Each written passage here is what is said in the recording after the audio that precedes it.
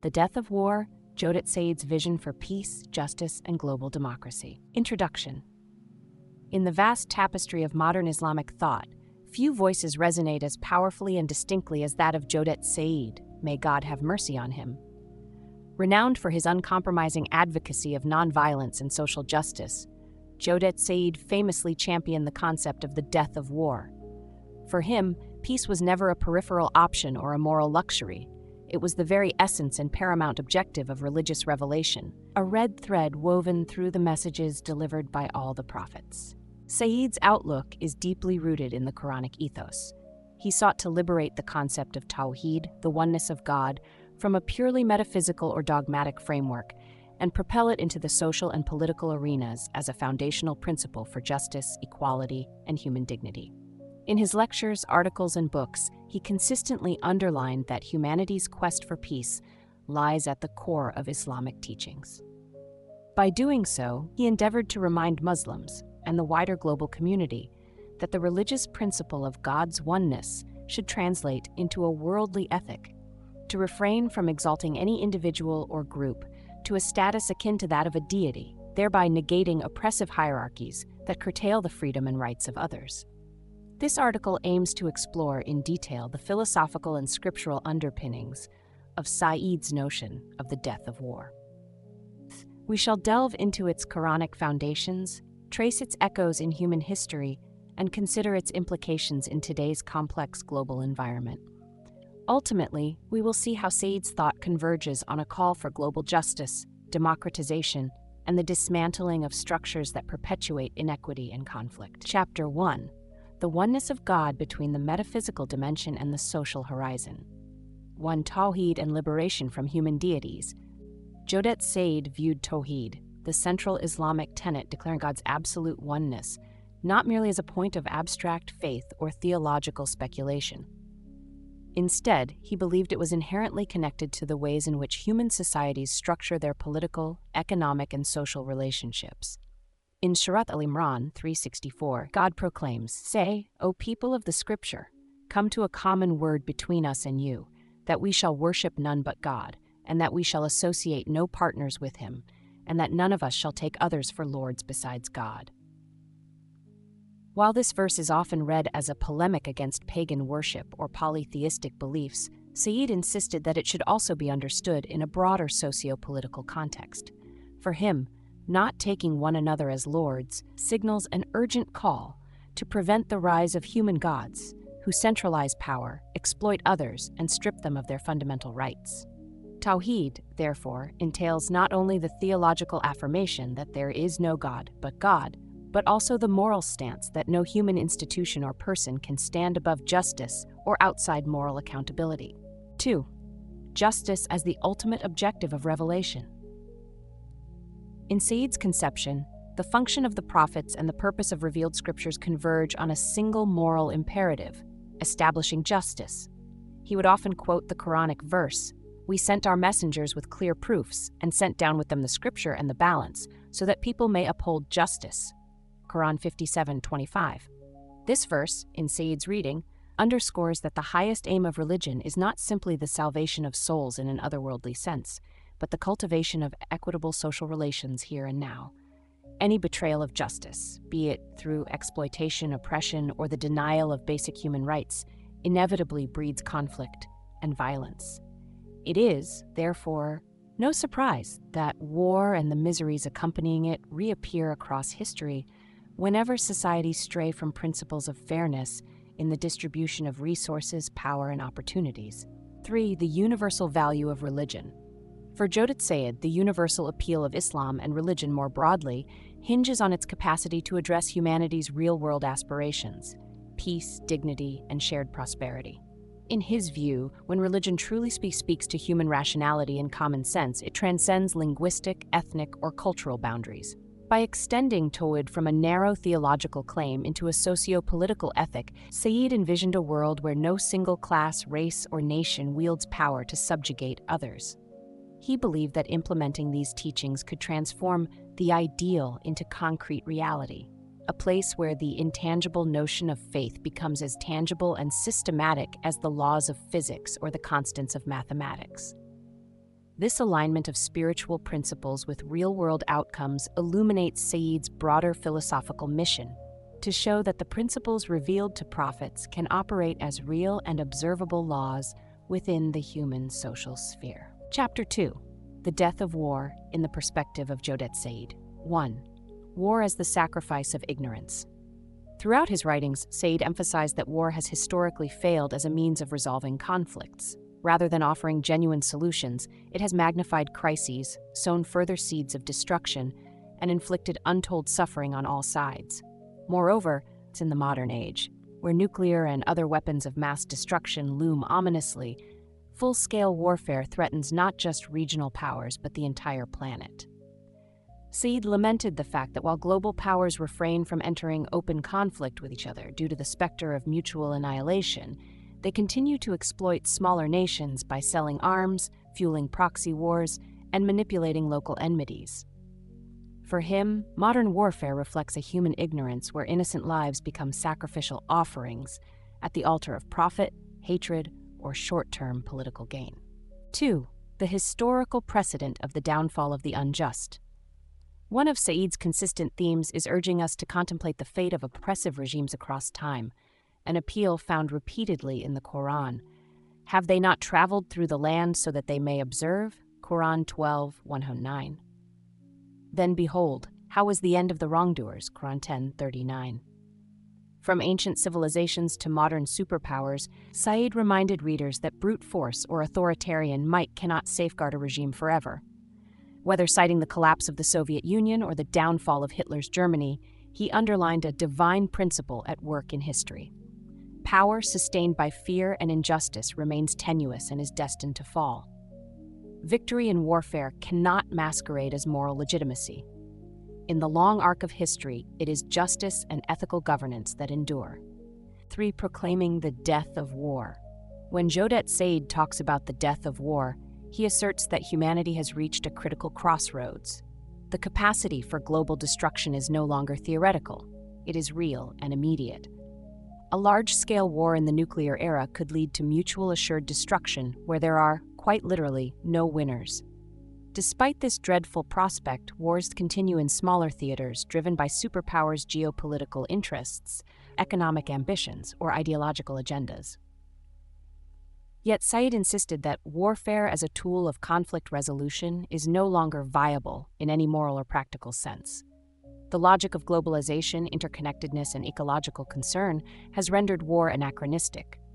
For Said, the survival instinct of humankind, coupled with the moral insights gleaned from centuries of bloodshed, must eventually push us toward the acceptance of peaceful, democratic methods as the only sensible recourse in resolving disputes. Chapter 3. The Crisis of the United Nations and the Legitimacy of the Right to Veto. 1. The Logic of the Victors and the Making of Human Gods. Among Said's critiques of the contemporary global order is his pointed analysis of the United Nations, especially the structure of the Security Council, where the 5 permanent members hold the power of veto.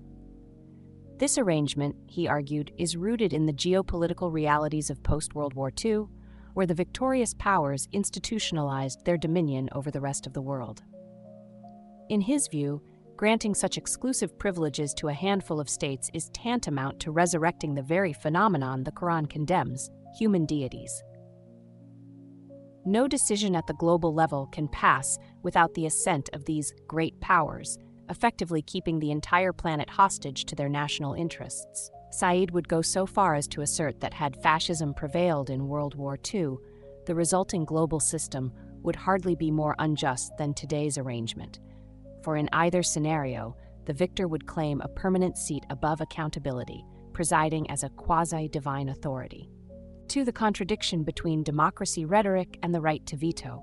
Said considered it deeply ironic that leading powers champion democracy and human rights, all the while clinging to a veto mechanism that blatantly contradicts the principle of equality. How can these nations plausibly advocate majority rule in developing countries while exempting themselves from the same principle on the global stage? Such hypocrisy, in his estimation, only deepens the cynicism, instability, and anger that fuel global conflicts. For Jawdat Said, this contradiction is not merely political, it is also moral and philosophical, undermining the very foundations upon which an equitable global order could be built. True democracy, he would argue, cannot coexist with structural inequities that vest an elite minority with extraordinary power over the majority. 3. Reforming the United Nations. Ultimately, Said called for the democratization of the United Nations, the creation of a genuinely representative global institution endowed with legislative, executive, and judicial branches.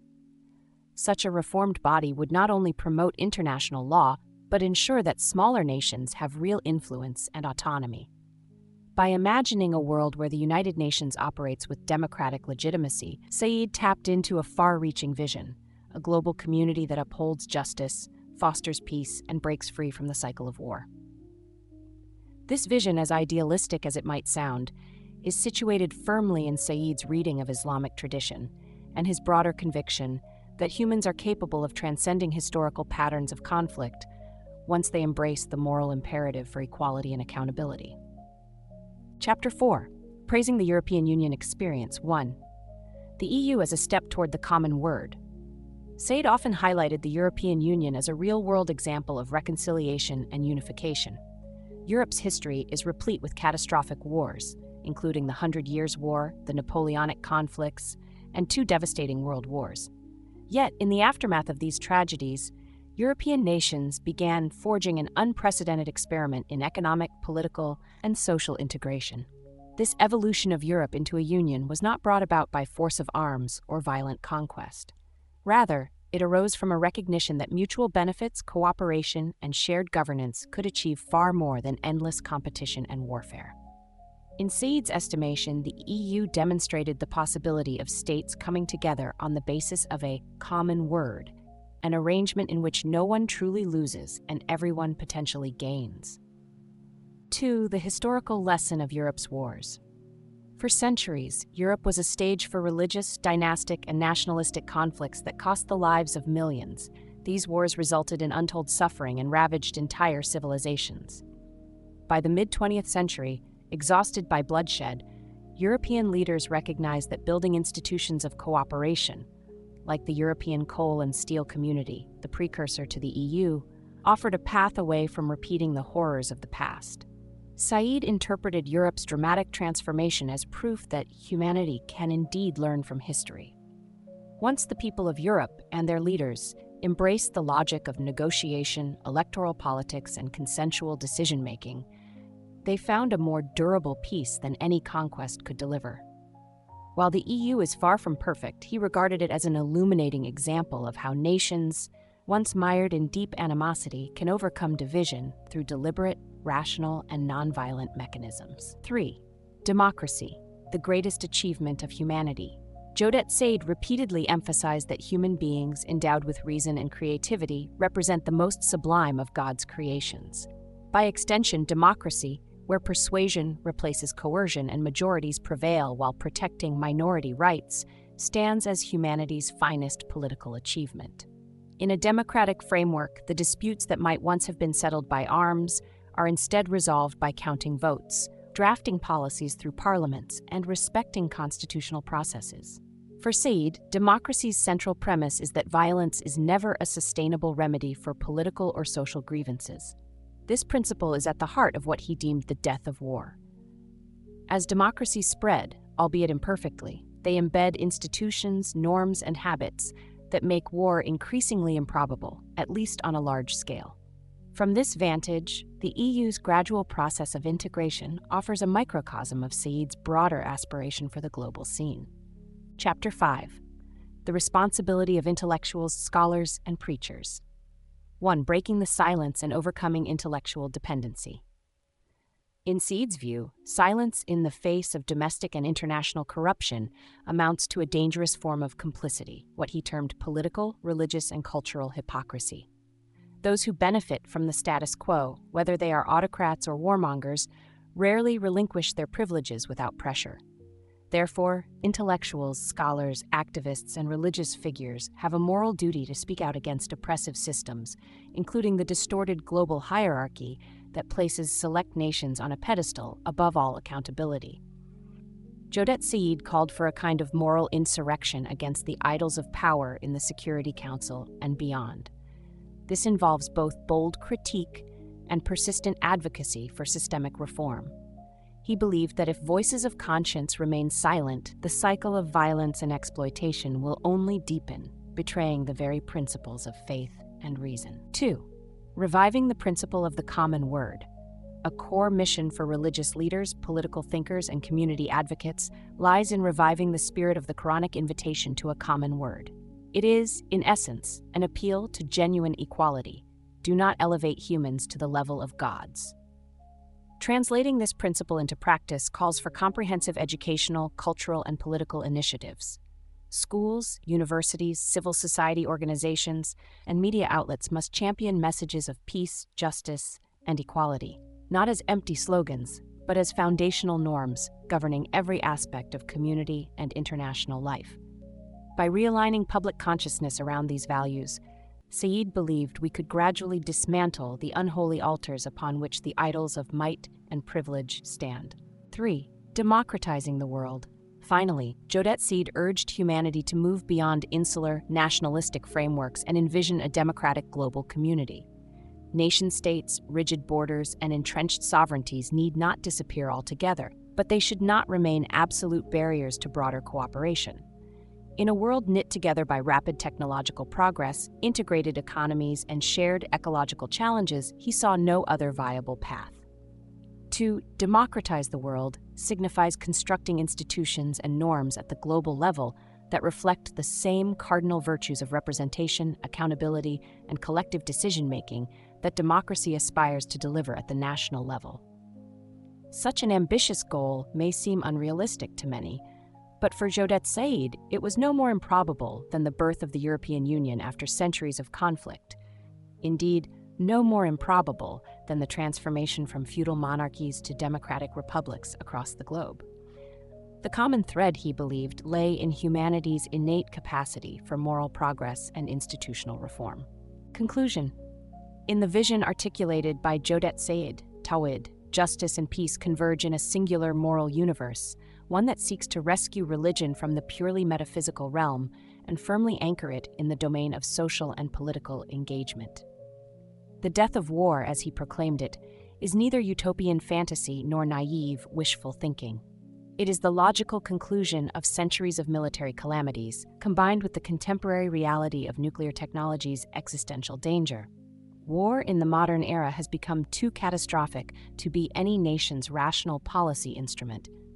Yet the current global order, underpinned by the veto privilege in the United Nations Security Council, still elevates a select few countries to near-deific status, contradicting the very principle that humans should not take one another as lords. Said's critique points directly at this structural inequality, calling for radical reform to democratize international institutions. Until this happens, the tyranny of force, cloaked in diplomacy, threatens to subvert any genuine effort toward universal peace and justice. Said's call, echoing through the corridors of international politics, is straightforward. O world powers, you are on no moral footing as long as you deny the world a fully democratic United Nations. He insisted that only through true global justice could humanity transcend the pervasive fear and endless competition for dominance. Just as the prophets had once hoped, and countless reformers and philosophers have demanded, we must not allow ourselves to keep resurrecting old gods of war and greed. Drawing from Quranic guidance and the lessons of history, Said unites us on a single proposition: that we should not turn each other into idols on earth, given we all stand equally before the divine. For him, the potential for human creativity and reason offers the clearest evidence that a peaceful, equitable world is possible. And so, in that world, war would truly be dead, replaced by a new dawn of solidarity, dialogue, and global cooperation. By weaving together scripture, historical testimony, and a clarion call for democratizing world governance, Jawdat Said leaves a legacy that challenges each of us, intellectuals, policymakers, activists, and ordinary citizens, to envision and construct a world beyond cyclical violence. It is in this profound merging of faith and reason, in the unwavering belief in justice, that the seed of a war-free future takes root. And it is there, precisely at the crossroads of spirituality, morality, and political action, that the banner of peace is forever raised, proclaiming the final death knell of war.